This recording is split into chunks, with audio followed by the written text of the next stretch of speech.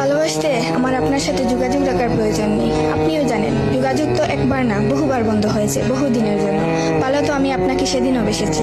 থাক না যোগাযোগ বন্ধ, থাক না কিছু কথা আল্লাহ জানুক, কিছুটা কি বোধ জানুক, বাকিটা আমি আর আমার নির্ঘুম রাতের মাঝে সীমাবদ্ধ থাকুক।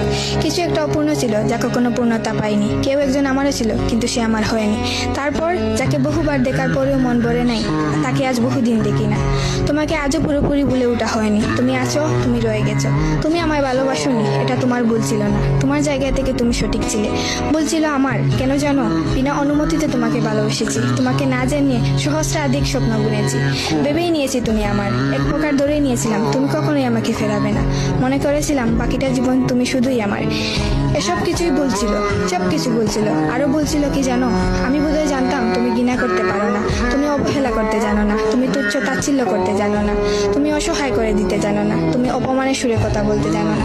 কিন্তু এসবের কোনো কিছুই তোমারও জানা ছিল না, কিংবা কোনো কিছুই যে তুমি করতে পারো না তা কিন্তু নয়। সব কিছুই তুমি পারো।